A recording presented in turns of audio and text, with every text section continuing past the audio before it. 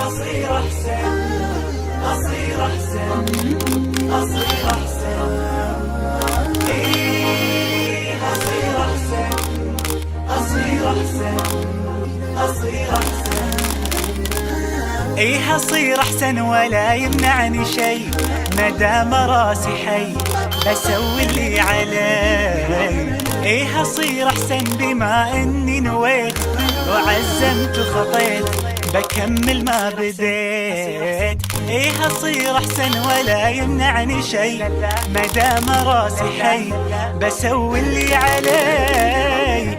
أصير أحسن بما إني نويت وعزمت وخطيت بكمل ما بديت. ماني خايف ولاني واقف أنا ماشي وقلبي شايف التحدي أدواه عندي حتى لو بصعب وأقسى مواقف.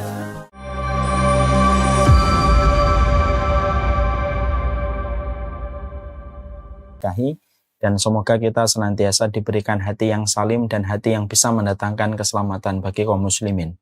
Kepada Allah kita mengharapkan semua kebaikan pada simpul kehidupan kita. Alhamdulillah tentunya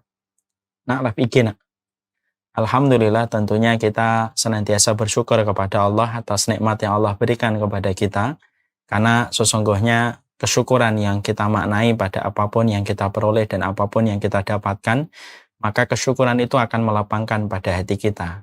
Karena salah satu obat dari getirnya kehidupan hati kita, dari hasad, kebencian yang sering kita rasakan, baik itu sadar ataupun tidak sadar, maka tidak ada obat dari getirnya hati kita dengan segala macam hasadnya dan segala macam prasangka buruknya ketika melihat apa yang telah didapatkan orang lain, maka sesungguhnya obatnya adalah di dalam kita bersyukur kepada Allah Subhanahu wa Ta'ala. Siapapun yang telah banyak bersyukur kepada Allah, maka dia telah memberikan nutrisi yang terbaik bagi hatinya, mencerahkan setiap pandangannya, membeningkan setiap apapun yang terlintas pada hatinya dan jiwanya. Dan semoga kita senantiasa mampu bersyukur, supaya tidak tumbuh pohon-pohon hasad, tidak tumbuh akar-akar prasangka yang buruk pada kehidupan kita beribadah kepada Allah Subhanahu wa Ta'ala. Hidup itu ringan kalau tidak ada hasad. Hidup itu akan diberikan kemudahan selama kita tidak membandingkan apa yang kita peroleh dengan apa yang didapatkan orang lain. Dan sesungguhnya itu tidak bisa kita lakukan kecuali dengan kita banyak bersyukur kepada Allah. Kepada Allah kita bersyukur, dan kepada Allah kita menggantungkan segala harapan kebaikan kita, dan semoga Allah selalu menolong kita dalam setiap perjalanan ilmu. Kita pada kesempatan hari ini akan melanjutkan kajian kita, yaitu adalah bagaimana kita menjadi muslim hebat. Tentunya kita memahami betul bahwasanya apa yang ditarbiyahkan atau apa yang diberikan pendidikan oleh Rasulullah SAW dalam kehidupan kita, yaitu adalah bagaimana membentuk karakter kita supaya karakter kita menjadi karakter yang istimewa. Rasulullah SAW ketika mendidik para sahabat yang diwariskan kepada para tabi'in dan kepada kita sampai hari ini, maka salah satu fondasi penting dalam pendidikan dan tarbiyah Rasulullah kepada umatnya yaitu adalah membentuk karakter. Itulah yang menjadi kunci jawaban bahwasanya setelah wafatnya Rasulullah, Islam itu tidak redup. Islam itu justru mengalami masa gemilang setelah wafatnya Rasulullah.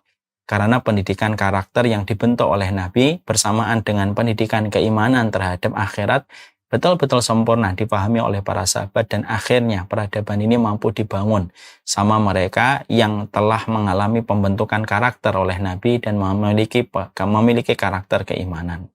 Inilah yang menjadikan kita senantiasa berupaya di dalam komitmen kita mengikuti Rasulullah SAW, bukan hanya bagaimana mencetak kita dan menggiring kita supaya kita taat beribadah kepada Allah, tetapi di dalam upaya kita mengikuti Nabi adalah bagaimana menyelaraskan karakter kita sebagaimana karakter yang dididik oleh Rasulullah, yang diarahkan oleh Rasulullah dan dibentuk oleh Rasulullah.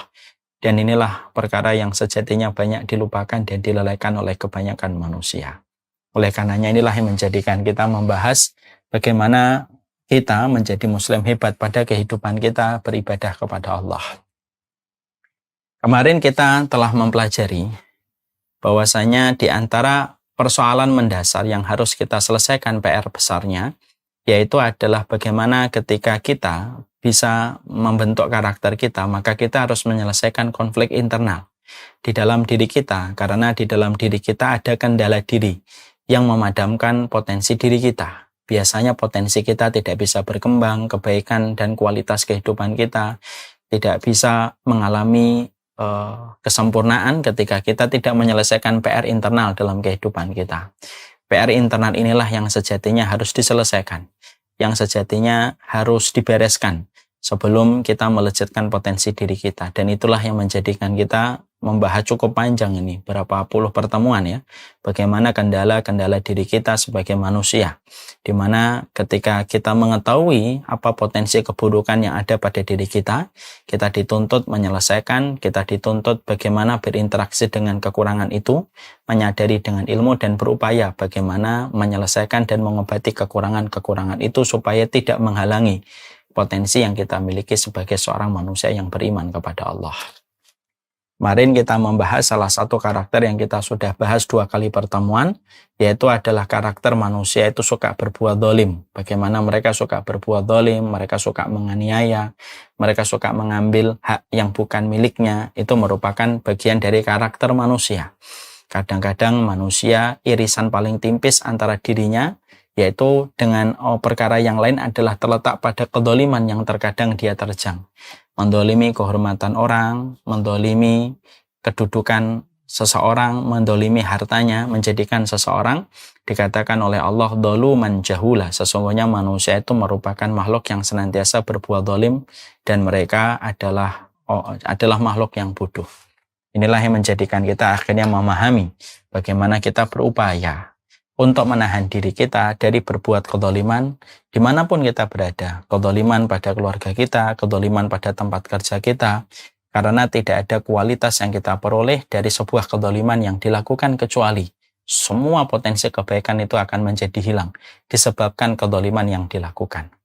Kedzaliman itu ibaratnya merusak lantai yang pertama. Cukuplah kita merusak lantai yang pertama, maka lantai kedua, lantai ketiga, lantai keempat, 5, 6, 7, 8 akan ikut rusak pula. Hanya ketika kita merusak lantai yang pertama. Berapa banyak orang yang membangun kualitas pada dirinya dengan pencapaian luar biasa. Kalau boleh kita ibaratkan, ibarat gedung ada lantai 1 sampai lantai 30, dia memukau setiap orang yang memandangnya, mempesona setiap orang yang melihatnya dengan pencapaian yang dia miliki pada 30 lantai yang mungkin dia miliki pada hidupnya. Tapi ketika dia melakukan kedzaliman, maka sebagaimana dia merusak lantai yang pertama. Lantai pertama kalau sudah rusak, lantai kedua sampai 30 akan ikut ambruk bersama dengan ambruknya lantai yang pertama. Itulah kedzaliman. Bertemu dengan seseorang yang menceritakan tentang salah satu circle sahabatnya dalam kondisi bergesekan yang luar biasa. Konfliknya begitu banyak, apapun yang meninggalkan Al-Quran, tidak mempelajarinya, kita termasuk pada kategori hamba-hamba Allah. Maka sesungguhnya setelah kita mendengarkan suara qari ini, karena sesungguhnya Islam itu betul-betul menempatkan persamaan dalam setiap anak itu bukan sesuatu yang gampang, terutama ketika mereka kita perintahkan untuk sholat. Kehidupan itu akan menghadapkan kita kepada orang yang kejujuran, yang menjadikan kita akhirnya mengetahui ini wanita apa yang diperbuat sampai setiap keluarganya ketika dimakamkan saya melihat kejadian. Apalah arti baik secara zahir kalau Allah saja memberikan diskon dan dispensasi selama 1 bulan itu 1 pekan mereka tidak. Inilah dunia. Bagaimana cara kita memahami dunia ini? Lihat doanya Umar bin Khattab. Allah yang mengetahui bahwasanya Nabi Muhammad adalah orang yang paling beriman. Kapan seseorang itu berjalan di atas kaidah Rabbani? Kapan seseorang itu berjalan di atas perbanyak sumpah? Karena orang yang memperbanyak sumpah itu akan mendapatkan. Mereka suka mengatakan la tuhaditsuna illa bil Quran. Ini adalah mobil-mobil limited edition. Harganya 10 kali lipat. Kita rubah narasi menjadi aksi. Mari kita rubah setiap. Selalu merasa tidak tahu, dia tidak akan sombong. Orang kalau merasa tidak tahu, dia selalu menelisik detail.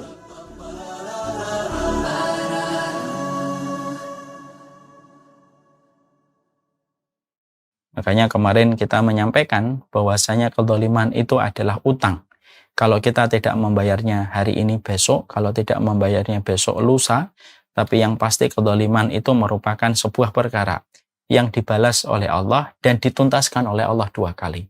Di dunianya akan dibalas, di akhiratnya dibalas.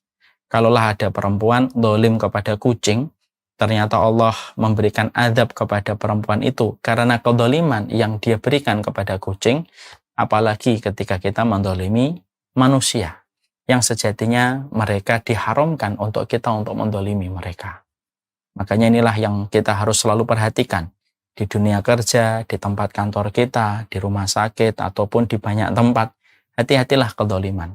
Bisa jadi banyaknya masalah yang bertumpuk-tumpuk, problem yang tidak selesai-selesai, bisa jadi disebabkan karena kedoliman dan kedoliman yang kita lakukan, sadar atau tidak sadar. Langsung atau tidak langsung kita mendolimi. Akhirnya dari kedoliman itu mereka melaporkan kepada Allah dan Allah menghambat kebaikan dan kualitas pada kehidupan kita disebabkan karena Allah mengabulkan permintaan doa dari orang yang terdolimi oleh kita. Dan itulah maka Rasulullah menyampaikan di dalam sabdanya, ittaqud dzulma fa inna dzulma dzulumatun yaumal qiyamah. Maka takutlah kamu kepada kedoliman, karena kedoliman itu merupakan kegelapan yang sangat pekat pada kehidupan di akhirat. Banyak-banyaklah minta maaf sama keluarga kita, banyak-banyaklah minta maaf keridhaan kepada teman-teman kantor kita. Mungkin kita pernah bersikap sesuatu yang tidak selayaknya. Banyak-banyaklah kita minta maaf sama teman-teman taklim satu pengajian kita, ataupun banyaklah minta maaf sama guru kita. Karena hilangnya keberkahan dan kualitas, sekali lagi, disebabkan karena kedoliman yang kita kerjakan. Sekarang kita memasuki bagian yang terakhir dari bab kedoliman. Bagaimana sikap yang harus kita miliki kalau kita yang terdolimi? Kita kerja pada satu tempat, pada satu instansi, pada satu kantor. Lalu kita mendapatkan suratan takdir yang pahit. Kita mendapatkan kedoliman yang terjadi menimpa pada kehidupan kita. Yang tentunya kedoliman merupakan sesuatu yang tidak pernah kita undang. Tentunya tidak pernah kita harapkan. Kita didolimi di masyarakat, kita didolimi pada konteks ruang kerja kita. Bagaimana itu kalau terjadi pada kehidupan kita? Karena terkadang angin kehidupan mempertemukan kita dengan sesuatu yang tidak pernah kita bayangkan. Maka ketika kita ingin menggali bagaimana kehebatan kita sebagai seorang muslim, maka salah satu irisan bagaimana menjadi muslim hebat itu adalah bagaimana kita memiliki sikap yang terbaik kalau kita mendapatkan angin tidak berpihak kepada kita ketika kita didolimi oleh orang lain. Ini penting untuk kita paham. Karena menyikapi kedoliman itu ada beberapa macam. Ada yang menyikapi kedoliman dengan membabi buta dan akhirnya tidak memberikan kebaikan. Ada yang menyikapi kedoliman dengan kebodohan, akhirnya dia tidak mendapatkan pula pahala dari kedoliman yang dia peroleh. Ada yang menyikapi kedoliman itu dengan sikap yang terbaik. Akhirnya kedoliman itu justru menjadi sebuah kekuatan kebaikan pada dirinya. Kita harus yakin itu. Maaf ya, sambilkan sebuah analogi yang sederhana. Sampah hari ini bisa dirubah menjadi, sampah itu bisa dirubah menjadi bahan yang bisa kembali dimanfaatkan. Tidak sedikit produk yang ternyata diolah dari sampah. Lalu akhirnya menjadi produk yang bisa dijual. Itu sampah. Ternyata sampah kalau dipilah, ternyata ada barang-barang pada sampah yang bisa diolah kembali dan dijual. Lalu menjadi income untuk orang yang menjualnya. Yaitu sampah. Berarti sama, kedoliman itu pada dasarnya, kalau kita ngerti bagaimana cara menyikapi kedoliman itu bisa menjadi sesuatu yang bermanfaat. Bahkan kedoliman yang didapatkan bisa menjadi sebuah kekuatan yang tidak terduga. Bahkan sama orang yang mendolimi kita pun terkadang dia tidak menyadari kekuatan yang kita peroleh justru ketika kita didolimi seorang lain. Berapa banyak orang tidak memiliki kekuatan ketika dia tidak didolimi, tapi justru dia memiliki kekuatan ketika dia terdolimi. Karena menyikapi sesuatu dengan petunjuk Allah dan Rasul-Nya, itulah yang menjadikan kita akhirnya bisa mengubah sesuatu yang buruk menjadi baik, mengubah satu musibah menjadi anugerah. Maka itu pula yang menjadikan kita, kesempatan hari ini kita akan membahas, kalau kedoliman itu menimpa kepada kita di tempat kerja, kedoliman menimpa kepada kita ketika kita berbisnis, ketika berdagang, ketika kita bermuamalah sama teman-teman kita, Lalu tiba-tiba kita mendapatkan kezaliman, apa yang harusnya kita miliki dan apa yang harusnya kita sikapi supaya kezaliman itu berubah menjadi anugerah pada kehidupan kita. Para ulama lalu menyampaikan kepada kita beberapa poin. Dari penjelasan para ulama itu ada beberapa poin yang tentunya poin-poin ini bisa membantu untuk membackup kita kalau kita sedang terzalimi. Yang pertama, para ulama salaf itu, para ulama terdahulu mengatakan kepada kita, ketika ada seseorang terzalimi, janganlah dia merasa bahwasanya dirinya merupakan makhluk dan manusia yang paling merana. Karena sebelum kita yang terzalimi, maka sesungguhnya Allah dan Rasul-Nya pun terzalimi. Allah dan Rasul-Nya pun tidak selamat dari kezaliman yang dilakukan makhluknya kepada Allah dan yang dilakukan umat kepada Rasulullah SAW. Padahal Allah adalah zat yang maha sempurna, tidak ada celah, tidak ada aib, tidak ada kekurangan, walaupun hanya setitik debu pada sifat dan pada zatnya Allah yang sempurna. Tetapi itu pun masih menjadi objek kezaliman dari manusia-manusia yang bodoh ketika mereka tidak tahu bagaimana bermuamalah dengan Allah, beribadah kepada Allah.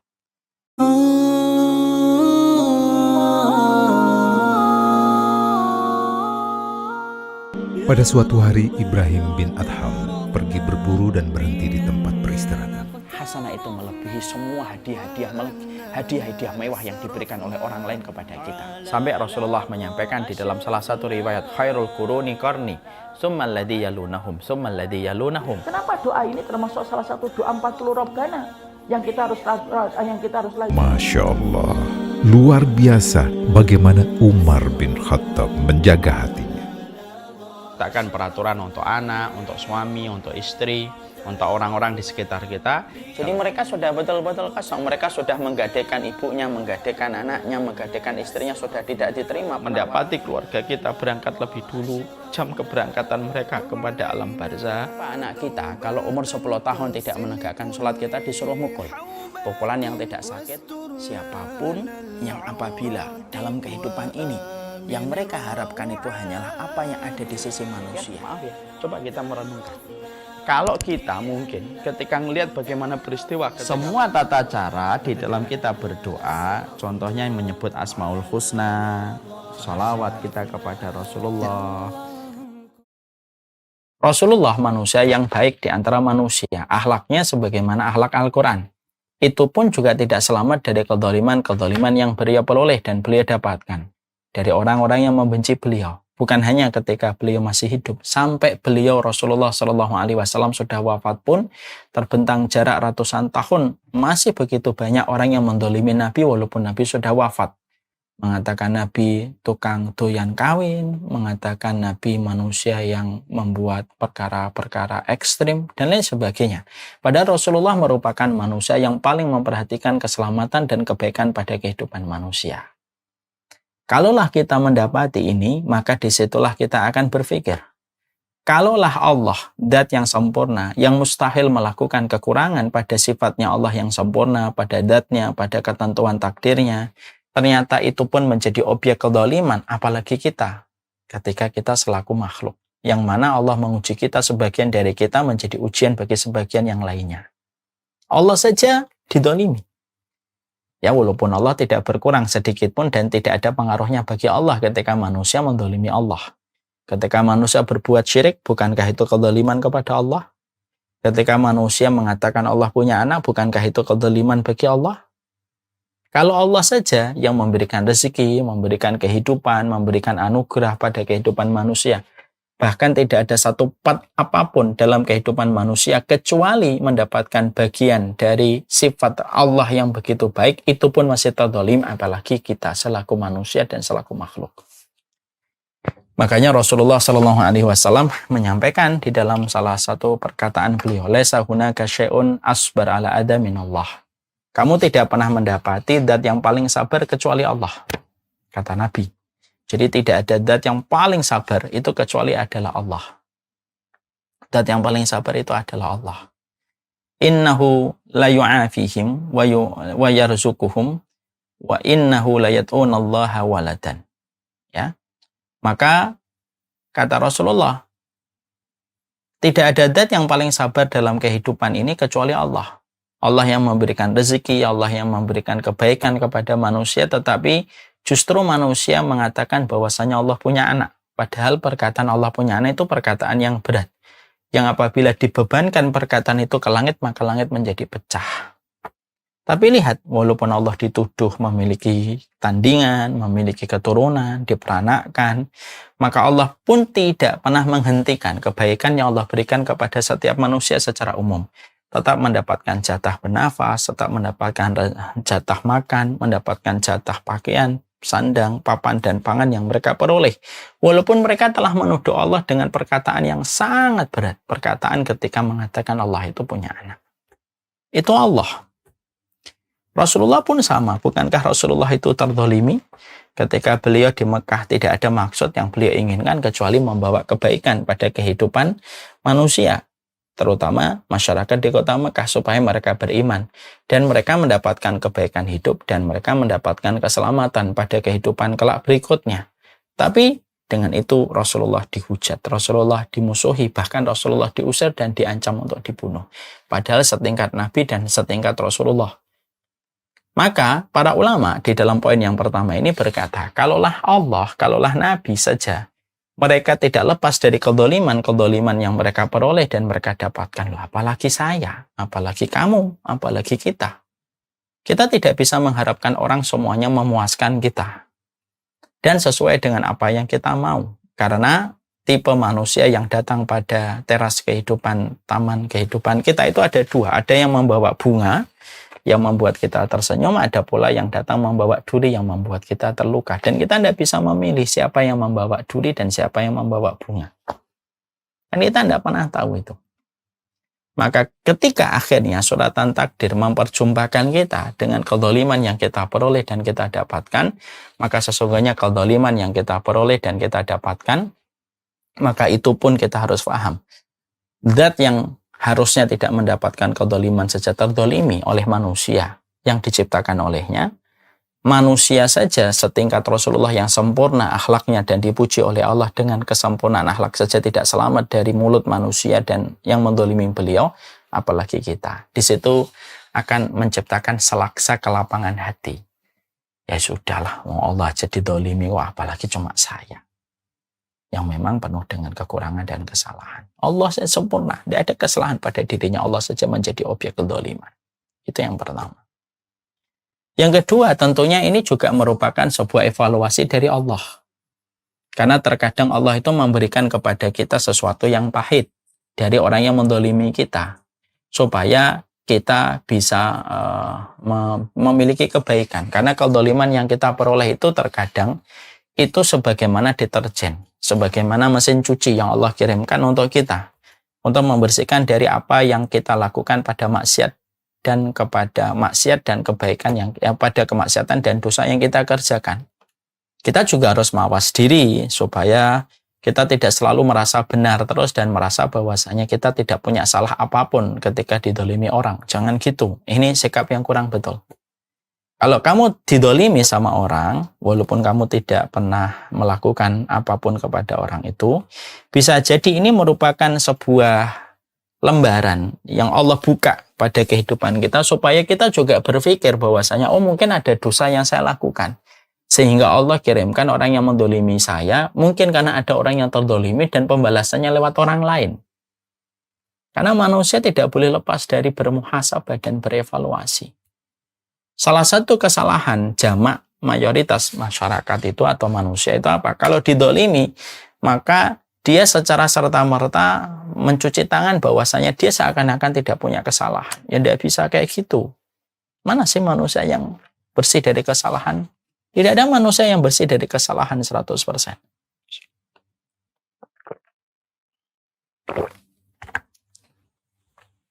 Tidak ada manusia yang bersih dari kesalahan 100%, itu tidak ada. Ketika kita mengetahui bahwasanya diri kita punya potensi kesalahan, punya potensi kekhilafan pada diri kita, maka Allah kirimkan orang yang menzalimi kita. Allah kirimkan orang yang menzalimi kita pada lembaran kehidupan kita. Mungkin ada kezaliman yang dulu pernah kamu lakukan dan Allah menggantinya dengan Allah kirimkan orang yang mendolimi kita. Maka merasa salah itu lebih baik daripada selalu merasa benar pada diri kita, lalu merasa bahwasanya kita seakan-akan tidak layak mendapatkan kedoliman.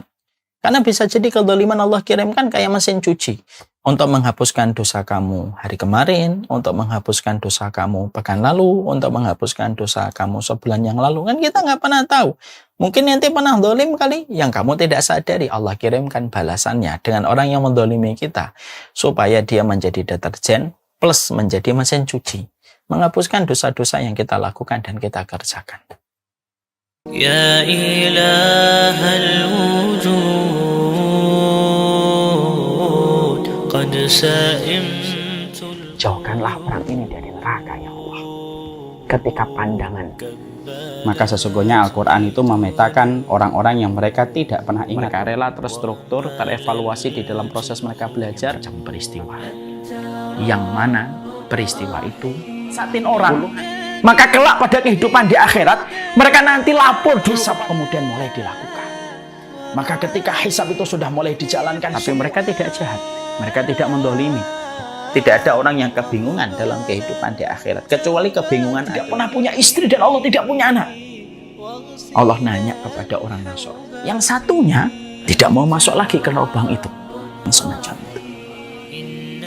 Ketika sudah bicara tentang bagaimana apinya itu berisi di dalamnya air, dan mereka menyangka bahwasanya mereka akan diberikan kesegaran sejenak. فحملت الهدى صادقا في المدى.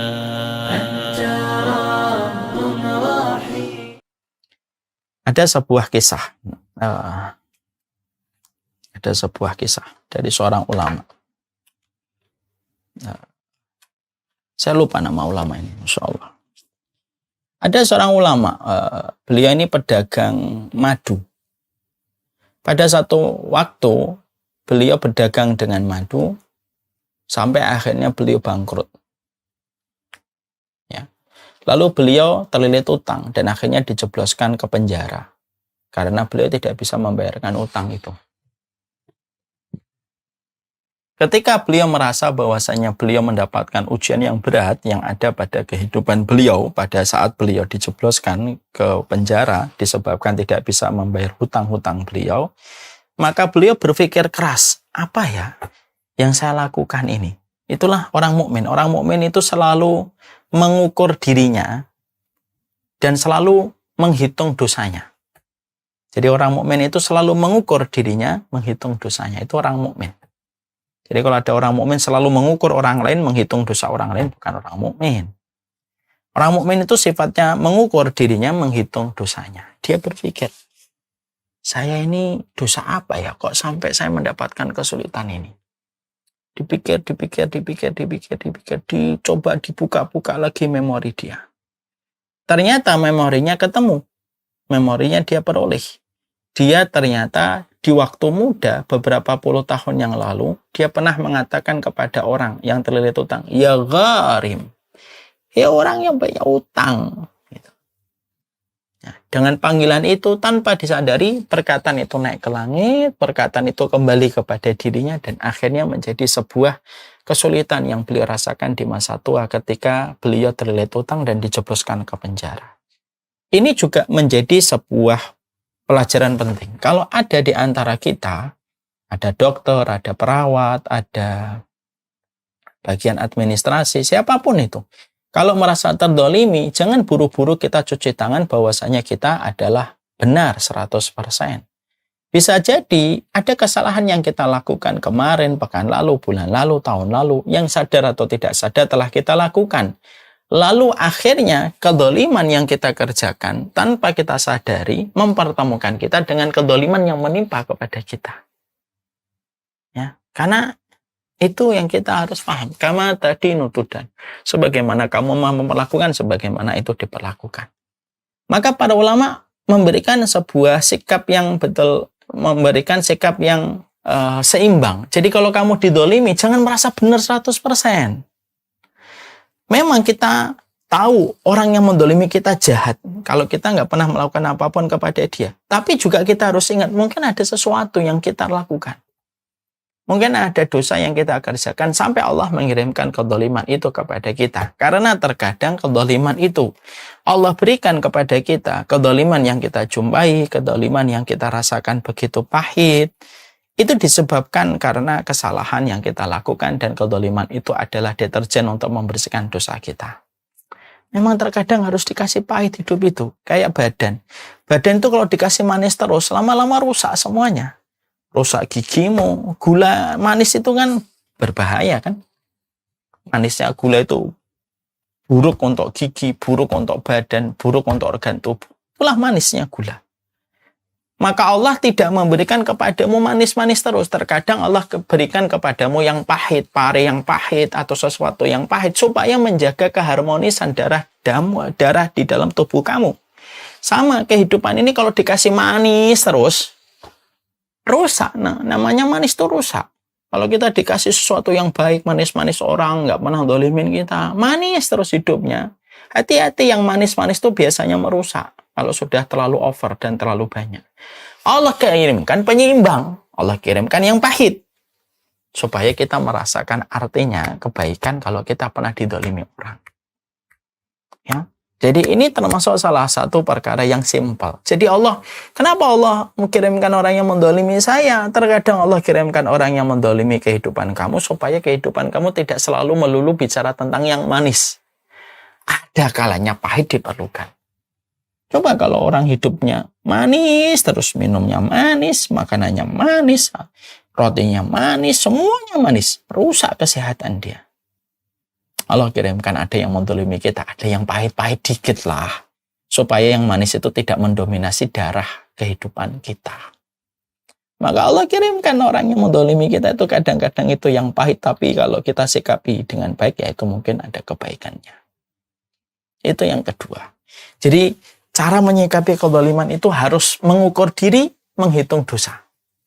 Saya ulang kembali. Cara mengukur diri kita, kalau kita didolimi sama orang itu, mengukur diri kita, menghitung dosa kita.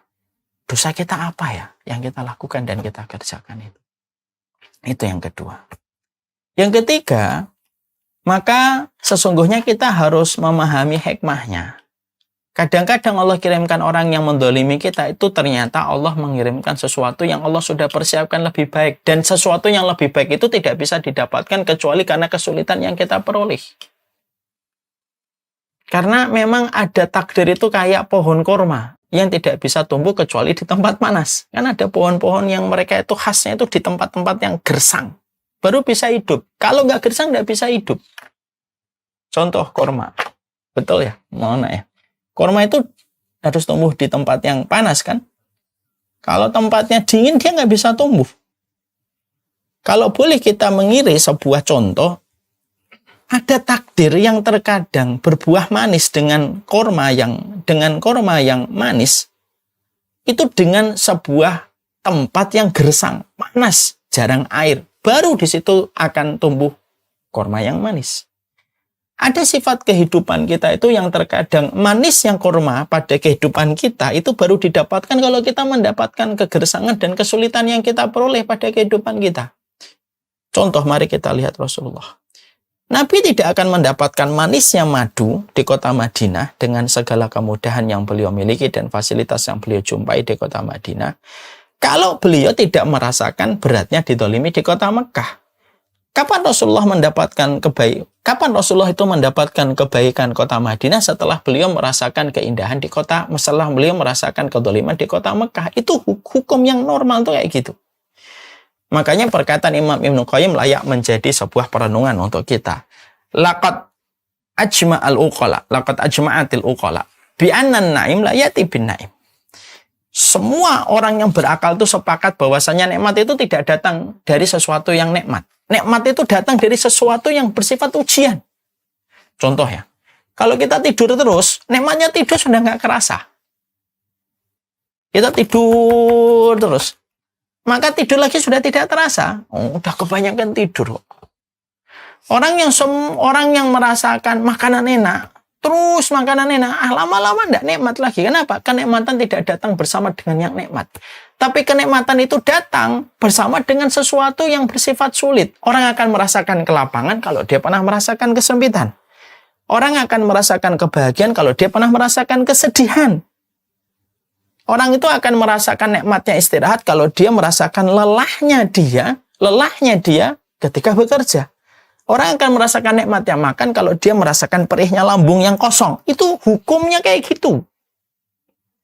Innan na'ima la yati binaim. Nikmat itu nggak datang bersama dengan sesuatu yang nikmat. Nikmat itu datang bersama dengan kesempitan.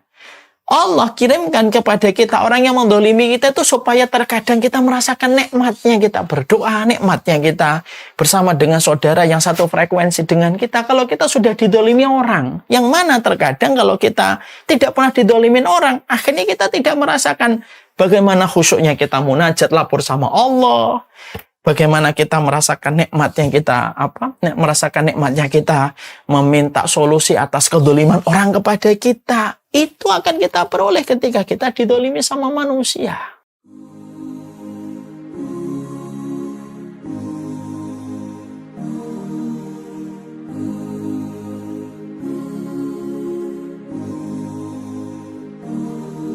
بين الرجاء والخوف قلبي طائر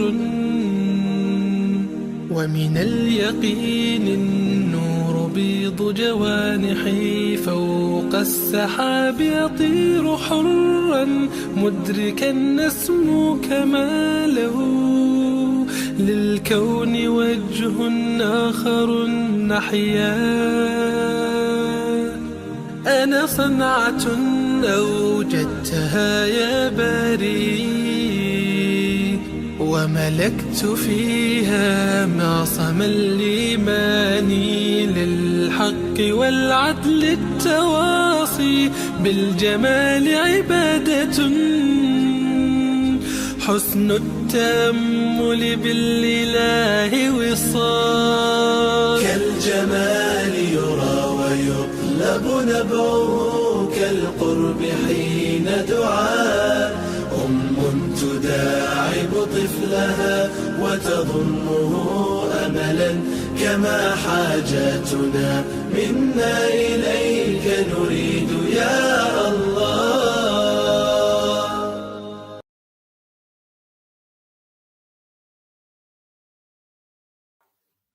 Bahkan terkadang ada takdir-takdir Allah yang manis yang Allah berikan kepada kita.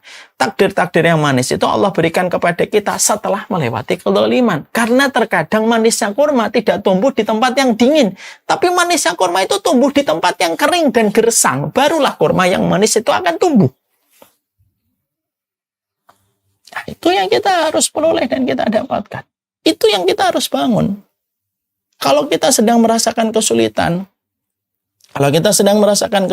katakanlah pada kesulitan itu, oh kesulitan ini semoga sebagaimana kesulitan yang didapatkan oleh Rasulullah di kota Makkah yang akhirnya berbuah manis dengan kota Madinah. Kan begitu, sederhananya kan begitu. Sama, kalau kita akhirnya mendapatkan kesulitan ataupun mendapatkan kedoliman orang, oh mungkin nanti akan berbuah manis dengan orang-orang yang baik. Dan bisa jadi kedoliman itu menyingkap hakikat orang itu bahwasanya orang itu tidak baik untuk kita. Ada orang dolim sama kita, ya mungkin dia nggak baik untuk kita. Dan mungkin itulah cara Allah mengabulkan doa kita supaya kita dijauhkan dari segala keburukan. Salah satunya keburukan orang yang tidak tepat untuk kita. Jadi enak kalau semuanya dikembalikan. Ada orang yang terdolimi tetapi akhirnya setelah dia mendapatkan kedoliman, setelah dia mendapatkan kedoliman yang dia peroleh, setelah mendapatkan kebaikan yang dia dapatkan, akhirnya dengan kedoliman yang dia peroleh itu, akhirnya dia mendapatkan banyak kebaikan. Itulah sejatinya kita. Makanya ada kisah nyata, ada seseorang difitnah sama teman satu kantornya. Ini kisah nyata. Dia difitnah sama teman satu kantornya. Setelah difitnah oleh teman satu kantornya, dia dipecat. Dia lalu dipecat. Setelah beliau dipecat, beliau sempat luntung-lantung, kemudian beliau merintis bisnis, yaitu kuliner. Beliau jualan. Ternyata jualannya disenangin banyak orang yang pesan dari keluarga besarnya. Beliau buka warung, beliau buka di ruko, dan akhirnya buka restoran. Sekarang punya banyak restoran di sekitar Jakarta. Dan beliau bertutur kisah kepada saya. Ini kalau saya dulu tidak difitnah dan tidak didolimi di tempat kerja, mungkin saya tidak akan punya bisnis restoran sebesar ini, Ustaz. Justru karena saya didolimi sama orang, akhirnya saya itu bangkit, dan saya akhirnya bisa memperoleh kebaikan yang saya peroleh hari ini. Disebabkan karena orang dolimin ke saya. Sebagaimana kisahnya Abu Ja'far at-Tahawi. Abu Ja'far at-Tahawi ini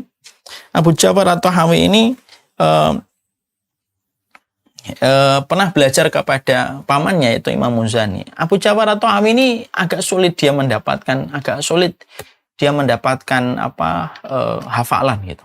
Sampai gurunya berkata, orang semacam dirimu tidak akan pernah jadi ulama. Tapi gara-gara beliau mendapati perkataan ini, dia rubah perkataan bulian ini, dalam tanda kutip, menjadi sebuah potensi bagi dia untuk melecutkan potensinya. Dan akhirnya Abu Ja'far at-Tahawi itu jadi ulama besar. Walaupun pamannya Imam Muzani itu pernah mengomentari bahwasanya orang semacam dirinya tidak pantas jadi ulama.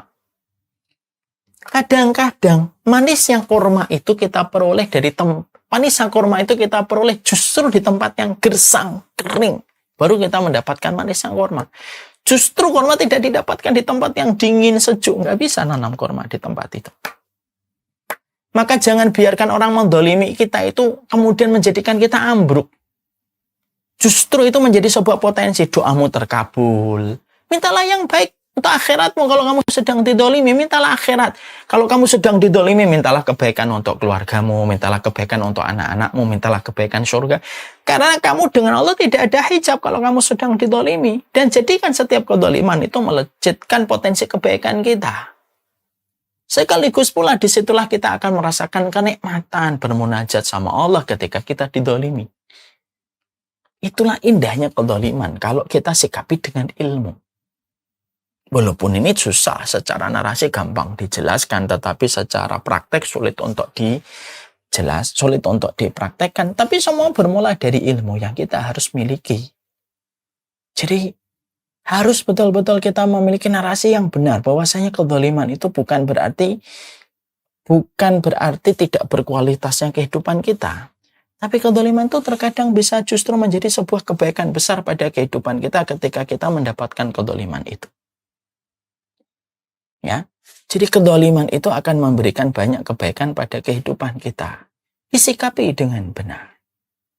Dan orang yang terdolimi pada dasarnya dia mendapatkan privilege yang besar yang Allah tidak berikan kecuali orang yang mereka terdolimi pada kehidupan mereka. Jangan sampai kedoliman yang kita dapatkan menjadikan kita ambruk bersama dengan orang yang mendolimi kita. Jangan pernah itu. Nah, makanya ada sebuah kisah ya, entah ini benar atau tidak ya. Di Kepulauan Solomon, di satu wilayah, ada satu Kepulauan Solomon, entah benar atau tidak, dijelaskan bahwasanya ada kebiasaan unik yang ada di pulau itu. Kalau mereka akan menebang pohon, yang mereka lakukan tidak langsung menebang pohon itu. Tapi yang mereka kerjakan adalah mereka menteriakkan kata-kata bulian dan makian kepada pohon itu. Mereka teriaki pohon itu jelek. Pohon gak ada gunanya, pohon berdebah. Terus mereka setiap melewatin pohon itu mereka hujatin. Itu disepakati orang kampung di situ. Sampai 40 hari. Setelah 40 hari pohon itu nerima hujatan, celaan, umpatan, pohon itu mulai rontok, mulai keropos. Barulah di saat itu ada orang yang naik ke atas puncaknya pohon itu meneriaki kembali sampai akhirnya pohon itu keropos, lemah dan akhirnya mudah untuk ditebang. Tentunya kita jangan sampai sebagaimana pohon yang merespon setiap hujatan itu menjadi sebuah kelemahan diri. Kalau kita didolimi, maka sesungguhnya kita tentunya masih memiliki Allah. Kita masih memiliki teman-teman baik yang siap membackup kita dalam kebaikan. Dan jangan dipusingkan diri kita dengan apa yang dimau sama orang yang mendolimi kita. Orang yang mendolimi kita maunya kita terpuruk, maunya kita terperosok. Maka kita ubah keinginan dia menjadi sebuah kekecewaan ketika dia mendolimi kita dengan kebaikan yang kita kerjakan. Nah ini pula yang menjadikan kita akhirnya memahami inilah sikap yang terbaik kalau kita terzalimi. Abu Ja'far at-Tahawi pernah secara tidak langsung dibully sama gurunya Muzani. Kamu ini orang semacam kamu tidak layak jadi ulama. Tapi justru dari perkataan itu beliau menjadi ulama besar, Abu Ja'far at-Tahawi. Salah satu dari murid didikan Al-Muzani, Muzani muridnya Imam Syafi'i. Artinya bahwasanya apapun kezaliman, bapak-bapak, ibu, tenaga kesehatan, dokter, dan semua yang ada di sini di Pertamedika, kita pasti pernah ngelewatin masa-masa terzalimi. Satu, yakini bahwasanya Allah dan Rasul-Nya itu saja menjadi objek kezaliman. Yang kedua, kita tentunya paham bahwasanya juga kita harus mengevaluasi, jangan-jangan pasti kita juga melakukan kesalahan, dan kezaliman yang kita peroleh dan kita dapatkan dari orang terkadang itu adalah deterjen ataupun mesin cuci untuk membersihkan dosa kita. Dan yang ketiga, kadang-kadang kezaliman itu justru memberikan kita kebaikan. Kebaikan itu tidak didapatkan dari kemudahan, tapi kebaikan dan kenikmatan kita dapatkan dari setiap masalah yang kita jumpai. Semoga kita tahu di dalam potensi yang kita bahas dalam pembentukan karakter itu apa? Jangan zalim. Kalaupun kamu pengen jabatan kamu naik, karirnya pengen menanjak cepat gitu, jangan zalim. Karena kalau kamu zalim, kamu mencapai nih jabatanmu sebagai komisaris lah, jenderal lah, apapun kamu sudah tinggi, lalu kamu zalim, kamu merusak lantai pertama. Semua pencapaianmu yang tinggi akan rusak seketika. Karena kezaliman itu lantai yang pertama. Dan kalaupun kita terzalimi, kita tahu bagaimana cara menyikapi kezaliman. Indahnya kalau kita memiliki karakter sebagaimana karakter yang dibangun oleh Rasulullah SAW. Wassallallahu ala nabiyina Muhammad. Semoga Allah memberikan keberkahan pada setiap apa yang kita sampaikan, setiap apa yang kita pelajari pada kehidupan kita, dan cara kita menyikapi setiap apapun yang terjadi pada kehidupan kita. في ليلة من الليالي لست أدري ما تراني ظلمة تغمرني يا رب. الأرض ضاقت والسماء وقلبي ما عرف الضياء والدمع بات يبكي يا إلهي يا إلهي يا إلهي يا إلهي يا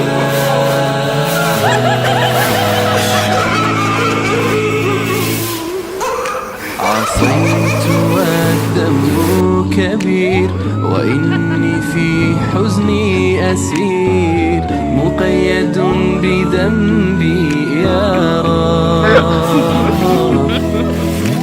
فهل أستحق يا إلهي العفو مجرما مقر بالذنب